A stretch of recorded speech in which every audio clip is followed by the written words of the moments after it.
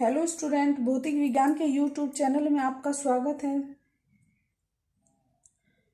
कल हमने अभी चैप्टर कंप्लीट किया अपना गतिमान आवेश और चुंबक। तो आज हम उसी चैप्टर के न्यूमेरिकल के बारे में पढ़ेंगे। तो अपनी डेरिवेशन अच्छे से कंप्लीट कर लेना, उन्हें पढ़ना समझना, तो न्यूमेरिकल इजीली समझ में आ जाएंगे। और अपने फॉर्मूले याद रखना, जो हमने डेरिवेशन में फॉर्मूले निकाले थे उनको याद रखना। तो अब जो न्यूमेरिकल है हमारा, न्यूमेरिकल आंकिक प्रश्न है पेज नंबर 174 पे। अपनी वीडियो देखने के लिए अपनी बुक ओपन रखना। तो ये है पेज नंबर 174 पे आंकिक प्रश्न। पहला जो आंकिक प्रश्न है तुम्हारी बुक में 64 लिखा हुआ है, यानी जो तुम्हारे दीर्घ, लघु, अति लघु है उनके बाद आंकिक प्रश्न दिए गए हैं और उनका जो नंबर है वो अति लघु उत्तरीय प्रश्न से स्टार्ट होकर आंकिक 64 नंबर पे स्टार्ट है तुम्हारा। तो जो 64 पे आंकिक प्रश्न है पहला है, तो वो देखना क्या दिया हुआ है। इसमें दिया गया है कि 2 मिलीमीटर व्यास के तांबे के तार में क्या दिया गया है, 2 मिलीमीटर तांबे के व्यास के तार में 10 एम्पीयर की धारा है। इस धारा के कारण अधिकतम चुंबकीय क्षेत्र की तीव्रता का परिमाण ज्ञात कीजिए। यानी 10 मिलीमीटर व्यास, तो D बराबर कितना दे दिया, 2 मिलीमीटर व्यास, D is equal to 2 millimetre. तो हमें अपने न्यूमेरिकल में एक बात का ध्यान रखना है, जो हमारी ये यूनिट है, मात्रक है, ये सभी एक ही यूनिट में होने चाहिए। या तो सारे मीटर में लो या सारे सेंटीमीटर में लो, या तो मीटर किलोग्राम में लो या सेंटीमीटर ग्राम में लो। तो इसमें हम क्या लेंगे, जो मिलीमीटर में है, सेंटीमीटर में है, उन्हें सबको हम कहीं में चेंज करेंगे, मीटर में चेंज करेंगे। और अगर हमें कहीं मास दिया गया है, द्रव्यमान दिया गया है, तो जो ग्राम होगा उसे हम किलोग्राम में ऐड करेंगे। तो D is equal to 2 millimetre है। 1 मिलीमीटर में 10 की पावर -3 मीटर होते हैं। सभी 12th में आ चुके हो, मीटर को मिलीमीटर में इन्हें सब चेंज करना आता होगा। तो व्यास D is equal to 2 millimetre है, तो मीटर में चेंज करेंगे तो उसे लिखेंगे हम 10 की पावर -3 से मल्टीप्लाई कर देंगे।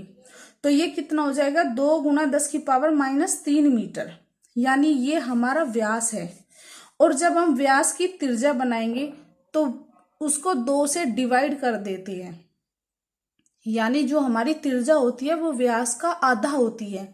तो त्रिज्या R बराबर क्या होगी, जब हम 2 से मल्टीप्लाई करेंगे तो 10 की पावर -3 मीटर। और इसमें आगे दिया गया है कि तार में 10 एम्पियर की धारा बह रही है, तो I इज इक्वल टू कितना दे दिया, 10 ampere.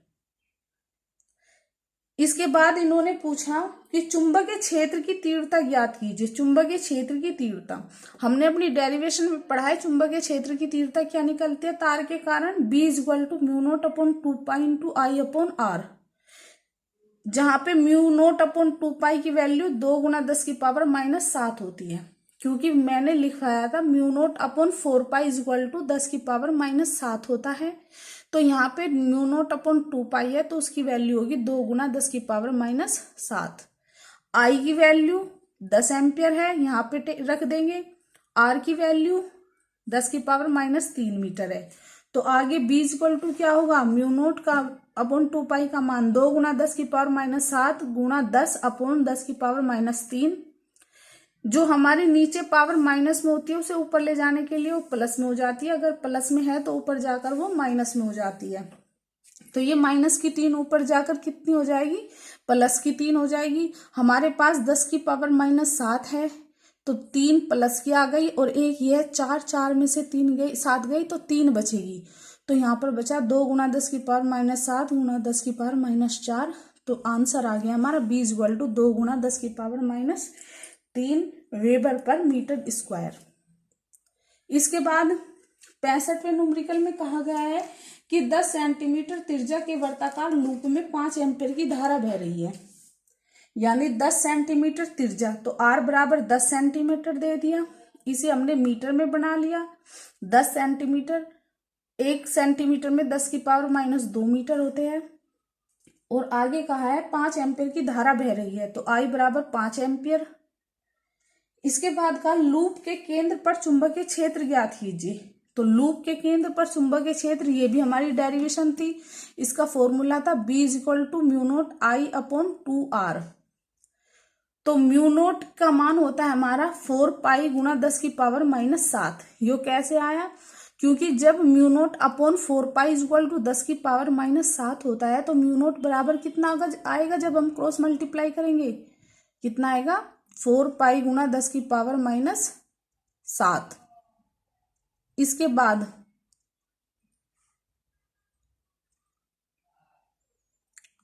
B equal to mu naught का मान रखा 4 पाई गुना 10 की पावर माइनस 7 गुना I की वैल्यू 5 एम्पियर, 2 और R हमारा कितना है? 10 गुना 10 की पावर माइनस 2 मीटर। तो 10 गुना 10 की पावर माइनस 2 मीटर, इन्हें आपस में काट दिया तो हमारा क्या बचा? 10 की पावर माइनस 5 पाई टेस्ला। तो इसमें क्या होगा कि यदि पाई का मान रख के भी आंसर ला सकते हो तुम। पाई का मान होता है 3.14, लेकिन तुम्हारी बुक में क्या दिया गया है? पाई दिया गया है, तो इसलिए मैंने इसे पाई में छोड़ दिया। 10 की पावर माइनस 5 पाई टेस्ला। इसके बाद तुम्हारा 66वां न्यूमेरिकल। 66वें न्यूमेरिकल में कहा गया है कि एक समतल वर्ताकार कुंडली में 100 फेरे हैं। जब डेरिवेशन कर रहे थे तब मैंने बताया था कि फेरों की संख्या को कहीं से डिनोट करते हैं? कैपिटल N से। तो एक समतल वर्ताकार कुंडली में 100 फेरे हैं, तो कैपिटल N बराबर कितने हो गए? 100 फेरे।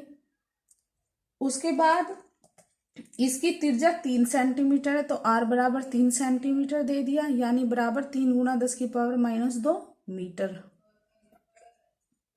इस कुंडली में 2 एम्पियर की धारा प्रवाहित की जा रही है, I बराबर 2 एम्पियर। इसके बाद का कुंडली के अक्ष पर स्थित केंद्र से 4 सेंटीमीटर की दूरी पर x बराबर 4 सेंटीमीटर, यानी 4 गुना 10 की पावर माइनस 2 मीटर चुंबकीय क्षेत्र की गणना कीजिए। ये हमने डेरिवेशन की थी कुंडली की अक्ष पर, केंद्र पर, बाहर चुंबकीय क्षेत्र की। तो अक्ष पर हमारा फॉर्मूला था B equal to mu naught N R square I upon 2 R square plus x square की पावर 3/2। तो इसे करने के लिए म्यू नोट की वैल्यू रखी थी हमने 4 पाई गुना 10 की पावर माइनस 7। N हमारा 100 है और R हमारा 3 गुना 10 की पावर माइनस 2 है। तो हमने स्क्वायर पूछा गया है, यहाँ पर स्क्वायर है फॉर्मूले में, तो स्क्वायर करेंगे तो 9 गुना 10 की पावर माइनस 4 गुना I की वैल्यू 2 अपॉन 2 है, यहाँ पर 2 लिख दिया। R का स्क्वायर है, तो R हमारा 3 गुना 10 की पावर माइनस 2 है, तो यहाँ हो जाएगा हमारा 9 गुना 10 की पावर माइनस 4 प्लस के x हमारा 4 गुना 10 की पावर माइनस 2 है, तो कितना हो जाएगा स्क्वायर? 16 गुना 10 की पावर माइनस 4 का होल स्क्वायर। उसके बाद क्या करेंगे? B इक्वल टू क्या होगा? आपस में इनकी मल्टीप्लाई करेंगे, जो पावर है उन्हें पावर को ऐड कर देंगे, जो घटेगी उसे घटा देंगे। तो B इक्वल टू आएगा तुम्हारा ये 9 चौक 36 दूनी 72 और पाई तो कितना आ गया यहाँ पर? 72। पाई का मान 3.14। इसके बाद अपनी पावर देखिए, 10 की पावर माइनस 7 है, 10 की पावर माइनस 4 है, और 100 को हम लिख सकते हैं 10 की पावर माइनस 2। तो 7 और 4 कितनी होगी? माइनस की 11। 11 में से 2 गई, कितनी हो जाएगी? 9।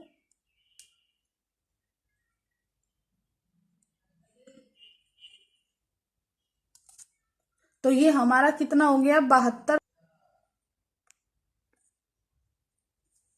तो ये हमारा हो गया कितना?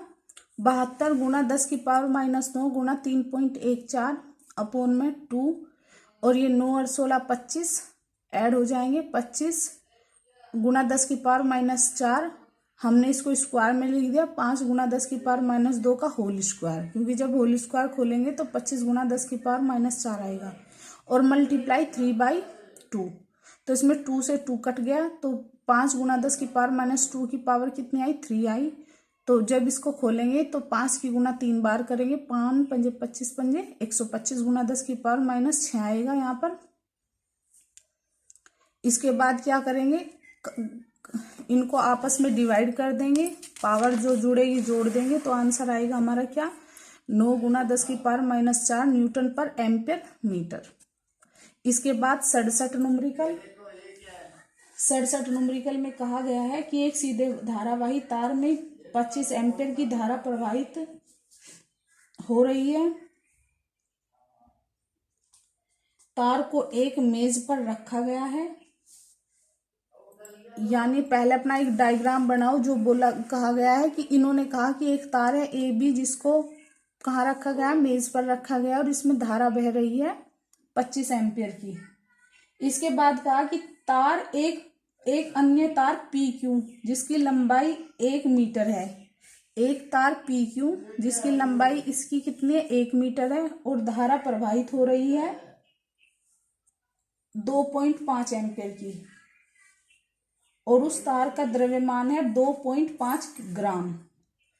इसके बाद कानून है, दोनों तारों में धारा की दिशा एक दूसरे के विपरीत है। हमने विपरीत दिशा कर दी दोनों की, जैसे कि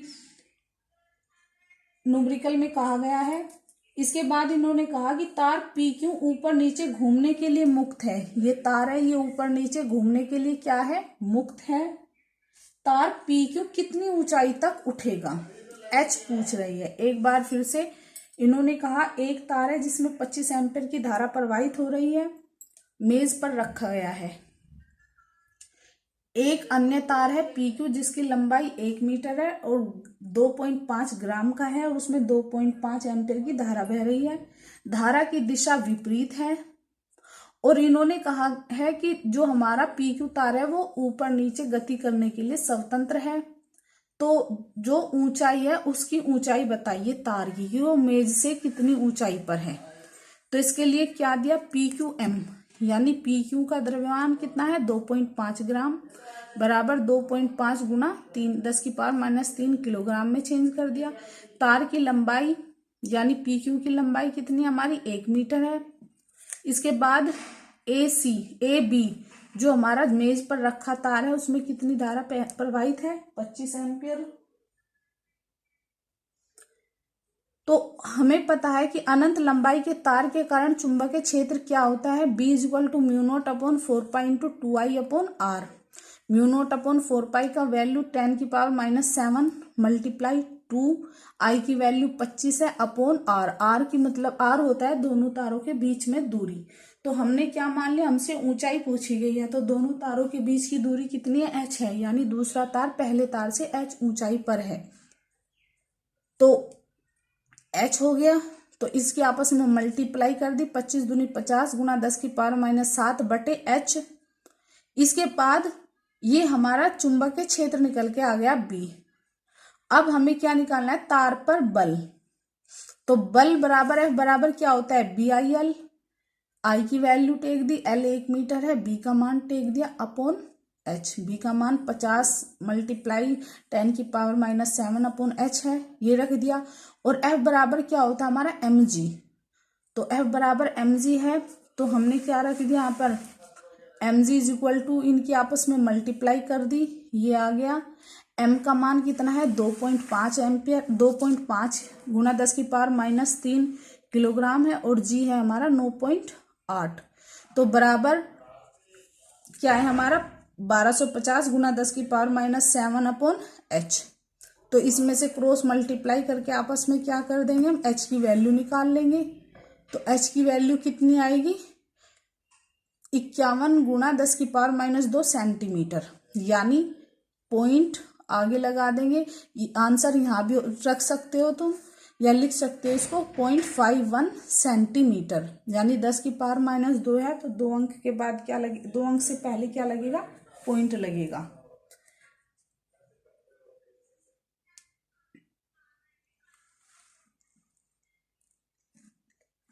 इसके बाद 68 न्यूमेरिकल में कहा गया है, 100 तार के फेरों वाली आयताकार कुंडली ABCD तुला की एक भुजा से लटकाई गई है। अपने डायग्राम में भी देख लेना, डायग्राम बनाया हुआ है 175 पेज पे। और इन्होंने कहा एक 500 ग्राम का अतिरिक्त द्रव्यमान तुला को दूसरी भुजा से संतुलन हेतु लटकाया गया है। यानी उन्होंने कहा है कि एक तुला है जिसके एक और 100 तारों वाली फेरों वाली कुंडली है, और जो हमारी तुला है उसको संतुलन की अवस्था में बनाने के लिए उन्होंने दूसरी भुजा पर क्या लटका दिया, 500 ग्राम का एक अतिरिक्त भार लटका दिया। इसके बाद इन्होंने कहा कि यदि हम तार में 4.9 एम्पीयर की धारा प्रवाहित कर दे एवं 0.2 टेस्ला के नियत चुंबकीय क्षेत्र के अंदर रखे, तो जो हमारा चित्र में ABCD आयताकार भुजा दी गई है, कुंडली दी गई है आयताकार, उसकी लंबाई 1 सेंटीमीटर लंबाई जो है वो भुजा CD चुंबकीय क्षेत्र में बनी रही, तो उस पर अतिरिक्त कितना द्रव्यमान लटकाना होगा। क्या बोला कि उस पर द्रव्यमान कितना लटकाना होगा। एक बार अपना डायग्राम देखो, बुक में दिया गया, अपनी बुक में डायग्राम देखना। ये हमारी क्या होगी, भुजाएं होगी 2। एक पर हमने क्या लटका दिया, एक आयताकार कुंडली लटका दी ABCD। इन्होंने कहा कि एक पर तो ABCD की एक आयताकार कुंडली है, तो उन्हें दोनों को संतुलन में बनाने के लिए हमने क्या कर दिया, दूसरी भुजा पर 500 ग्राम का भार लटका दिया संतुलन की स्थिति में। तो सबसे पहले देखो, जब धारा प्रवाहित नहीं थी तार में तो N फेरे है, तो N बराबर 100 फेरे है। जब तार में कोई धारा नहीं है, संतुलन तभी होगा जब दोनों भार क्या होगा, समान होगा। जब दोनों भुजाओं पर भार समान होगा, क्या होगी वो, संतुलन की स्थिति में। यानी जो कुंडली का द्रव्यमान है, जो ABCD लटकी हुई है कुंडली, उसका द्रव्यमान किसके बराबर होना चाहिए, दूसरी भुजा के द्रव्यमान के बराबर। तो कुंडली का द्रव्यमान M बराबर, मान के चले कुंडली का द्रव्यमान M है, तो M बराबर किसके हो जाएगा, 500 गुणा 10⁻³ किलोग्राम के। तो M बराबर इसको क्या लिख सकते हैं, अब 0.5 किलोग्राम। इसके बाद जब धारा प्रवाहित होती है, जब उसमें क्या होगी, तार में जब कुंडली में धारा प्रवाहित हो गई तब संतुलन बनाना पड़ेगा। तो जब तार में धारा प्रवाहित हो गई कुंडली में, तो संतुलन की स्थिति में क्या होगा कि जो हमारा कुंडली का भार है, एक तो कुंडली का भार है, एक उसमें जब धारा प्रवाहित हो गई, चुंबकीय क्षेत्र है हो गया शुरू में, तो उसके कारण जो बल लगेगा वो प्लस हो जाएगा। यानी कुंडली का भार और चुंबकीय क्षेत्र के कारण बल इज इक्वल टू कितना होगा, दूसरी भुजा का पर जो भार था, कितना था भार, 0.5 G, ये mg भार हो गया, प्लस के उन्होंने कहा और उस पर संतुलन की स्थिति के लिए और कितना भार लटकाए, कितना द्रव्यमान लटकाना चाहिए। तो क्या लिख दिया, मान के चलो m द्रव्यमान लटका दिया, तो भार कितना हो गया, mg।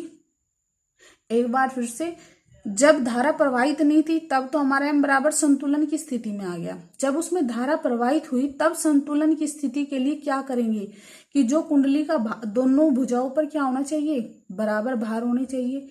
अब हमें पता है कि पहली जो एक जो जिसमें आयताकार कुंडली है उस पर क्या है, तो कुंडली का भार है प्लस में चुंबकीय क्षेत्र के कारण बल है, बराबर हमें पता, हमने पहले जब धारा प्रवाहित नहीं थी ये भार था हमारा 0.5 G। जब उसमें धारा प्रवाहित हो गई, मान के चले हमने m द्रव्यमान का क्या लटका दिया, पिंड कुछ भी m द्रव्यमान और एक्स्ट्रा कर दिया उसमें, कि मान के चले कि m द्रव्यमान लटकाने पर उसमें संतुलन की अवस्था आ गई, तो बराबर किसके हो गया, mg प्लस 0.5 G के। इसके बाद कुंडली का भार क्या है, 0.5 मल्टीप्लाई G प्लस के चुंबकीय क्षेत्र के कारण बल क्या होगा, ILB। कितना हुआ, ILB साइन थीटा होता है, यहाँ पर थीटा 90 डिग्री होगा, जो 1 हो जाएगा। कैसे होगा, क्योंकि चुंबकीय क्षेत्र क्या है हमारा, अंदर की ओर है इसमें, और धारा इनमें, तो ये एक दूसरे के धारा और चुंबकीय क्षेत्र के बीच थीटा कितना है, 90 डिग्री। G बराबर M मान के चले, हमने लटकाया है एक्स्ट्रा, जब उसमें धारा प्रवाहित हो गई। G कितना है, 9.8 होता है G की वैल्यू, प्लस यहाँ पर प्लस है 0.5 और जी का मान है 9.8। इसके बाद हम इसमें आई, एल और बी की वैल्यू रखेंगे। तो आई तो कितना हो गया, ये 0.5 मल्टीप्लाई 9.8 प्लस में 4.9 एम्पियर की धारा है। तो आई एल कितना है, 1 सेंटीमीटर है, इसे मीटर में बनाकर लिख दिया। बी है 0.2 टेस्ला, रख दी वैल्यू। ये चुंबकीय क्षेत्र के कारण बल हो गया और प्लस में हो गया कुंडली का भार, बराबर एम जी का मान 9.8 प्लस 0.5 मल्टीप्लाई 9.8। तो इसमें क्या होगा, इसमें 0.5 मल्टीप्लाई 9.8 प्लस इन दोनों की मल्टीप्लाई करी तो क्या आ गया 0.98 मल्टीप्लाई 0.01। इसमें 9.8 कॉमन आ गया, कॉमन आने पर क्या बचा m प्लस 0.5। तो 9.8 इसमें भी कॉमन आ गया। आगे से क्या कर दिया, हल कर दिया। 9.8 से 9.8 कट गया, m बराबर 0.001 kg आ गया, यानी m बराबर कितना आ गया 1 ग्राम आंसर आ गया। यानी जब उसमें धारा प्रवाहित हुई तो हमें क्या लटकाना पड़ेगा, 1 ग्राम द्रव्यमान और लटकाना पड़ेगा संतुलन की स्थिति के लिए। तो ये 67वां न्यूमेरिकल था। इसके बाद है तुम्हारा वो 68वां न्यूमेरिकल था। इसके बाद 69 न्यूमेरिकल 69 69वां न्यूमेरिकल पेज नंबर 175 पर है। इसमें कहा गया है कि 2 मीटर लंबी परिनालिका है, लंबाई दे दी परिनालिका की L = 2 मीटर। इसके बाद कहा 2 मीटर लंबी परिनालिका में 1000 फेरे हैं, यानी N बराबर कितने हो गए 1000 फेरे। इसमें 10 एम्पियर की धारा प्रवाहित हो रही है, तो I बराबर कितना हो गया 10 एम्पियर। इसके बाद कहा इसके केंद्र में उत्पन्न चुंबकीय क्षेत्र की तीव्रता ज्ञात कीजिए। हमें पता है परिनालिका के भीतर चुंबकीय क्षेत्र कितना होता है, B = μ0 NI/L। क्या होता है, B = μ0 NI/L। तो μ0 की वैल्यू होती है 4 पाई मल्टीप्लाई 10⁻⁷ N 1000 दिया गया है, I है 10 एम्पियर और अपॉन में कितना हो गया 2। आपस में इन्हें डिवाइड कर दिया, B = कितना आ गया 2 से 4 को भाग दिया, 2 गुणा पाई का मान 3.14 होता है गुणा 10⁻⁷ है ये, और हमारे यहाँ 10⁻+3 लिख सकते हैं 1000 को, और 10 को 10⁻+1 लिख सकते हैं। तो 3 और 1 कितनी होगी 10⁻+4 हो गई, और ये 10⁻⁷ है तो कितनी होगी 10⁻⁻3। 3.14 की मल्टीप्लाई 2 के साथ करेंगे तो कितना होगा, B बराबर 6.28 गुणा 10⁻³ वेबर पर मीटर स्क्वायर। तो चुंबकीय क्षेत्र कितना आया हमारा 6.28 गुणा 10⁻³ वेबर पर मीटर स्क्वायर। ये मात्रक लिखे हुए चुंबकीय क्षेत्र के, टेस्ला या वेबर पर मीटर स्क्वायर। इसके बाद 70 न्यूमेरिकल 70 न्यूमेरिकल में कहा गया है कि 20 सेंटीमीटर की औसत त्रिज्या के एक टोरॉइड में 20 सेंटीमीटर की औसत त्रिज्या में, तो क्या दे दिया इन्होंने त्रिज्या, रेडियस। त्रिज्या को कहीं से प्रदर्शित करते हैं हम R से, तो R = कितना दे दिया 20 सेंटीमीटर, यानी 20 गुणा 10⁻⁻² मीटर। यहाँ पे मीटर लिख लेना, 20 गुणा 10⁻⁻² मीटर। इसके बाद कहा गया है कि टोरॉइड में 1000 फेरे हैं, तो N = कितना दे दिया 1000, N = 1000। इसके बाद कहा इस टोरॉइड में 2 एम्पियर की धारा प्रवाहित करने पर I बराबर 2 एम्पियर। धारा को हम I से प्रदर्शित करते हैं।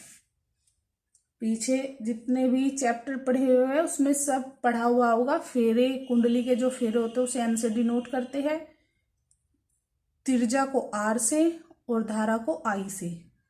धारा का मात्रक एम्पियर होता है।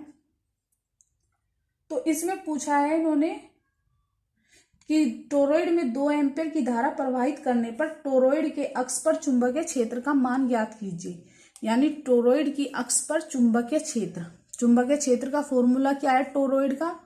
ये जो फॉर्मूले लिखे गए हैं ये तुम्हारी कॉपी में लिखे हुए हैं, जो डेरिवेशन कराई थी उन्हीं के आधार पर। यानी न्यूमेरिकल को अच्छे से क्लियर करने के लिए, समझने के लिए अपने डेरिवेशन को पहले तैयार करना, उन्हें अच्छे से याद करना, उन्हें समझना अच्छे से कि क्या है डेरिवेशन में क्या पूछा गया है, हमने उसमें क्या किया, तो उसी से ही तुम्हारे न्यूमेरिकल निकलेंगे। तो इसमें पूछा गया है कि टोरॉइड की अक्ष पर चुंबकीय क्षेत्र ज्ञात कीजिए। टोरॉइड की अक्ष पर चुंबकीय क्षेत्र B = फॉर्मूला क्या था हमारा? μ0 Ni/2πr। क्या था? μ0 Ni/2πr। और जो वो परिनालिका थी उसका फॉर्मूला था हमारा μ0 Ni/L। तो μ0 की वैल्यू कितनी है? 4π और 10⁻⁻7 यहाँ पे मल्टीप्लाई होगी, तुम यहाँ पे कर सकते हो 4π गुना 10⁻⁷। N, कैपिटल N लिख सकते हो। अगर तुमने शुरू में कैपिटल N दिखाया है फेरों की संख्या, कितना है? 1000। और I है तुम्हारा 2 एम्पियर, वैल्यू रख दी। उसके बाद 2π और R की वैल्यू कितनी दी गई है? 20 गुना 10⁻⁻2 मीटर। तो 20 गुना 10⁻⁻2 मीटर। 2π से 4π को काटा, 2 बच गया। इस 2 को 10 से, यानी आपस में इनको क्या कर दिया? आपस में मल्टीप्लाई कर दिया। जो कटा काट दिया, जो बचा उसको छोड़ दिया। तो कितना बचा? 2 गुना 10⁻³ टेस्ला। तो जो तुम्हारा 70वां न्यूमेरिकल है उसका आंसर क्या आएगा? चुंबकीय क्षेत्र B = 2 गुना 10⁻³ टेस्ला। अब ये सोचेंगे माइंड में कि कहीं पर हम टेस्ला लिख रहे हैं, कहीं पर वेबर पर मीटर स्क्वायर। वो तुम्हारी मर्जी है। चुंबकीय क्षेत्र का मात्रक वेबर पर मीटर स्क्वायर या टेस्ला होता है। टेस्ला लिख सकते हो या वेबर पर मीटर स्क्वायर लिख सकते हो। इसके बाद 71वां न्यूमेरिकल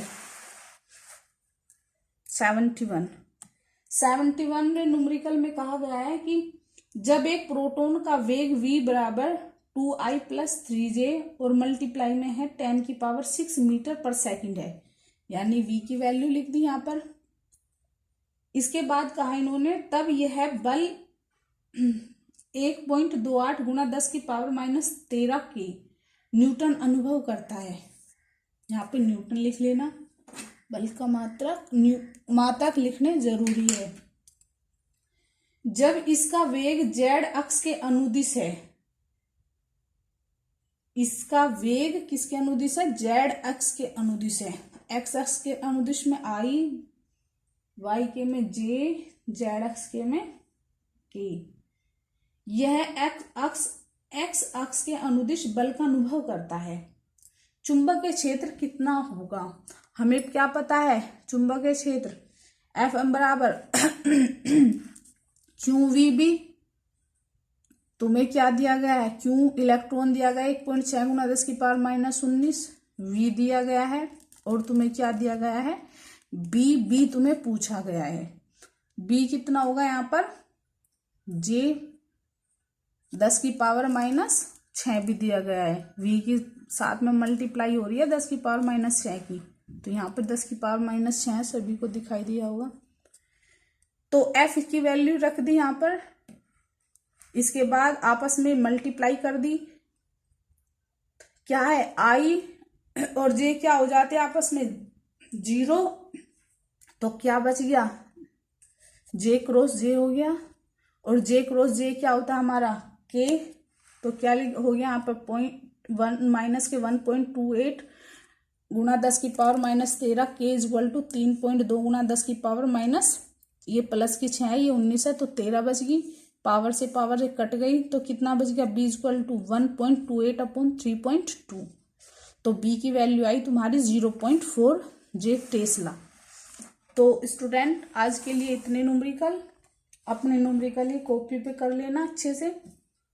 और उसके बाद जो न्यूमेरिकल है, अगर मैं सारे न्यूमेरिकल करा दूंगी अभी तो फिर तुम बोलोगे कि मैडम थोड़ा कम कराओ, तो इसलिए इतने 71 तक के न्यूमेरिकल करना, अच्छे से समझना।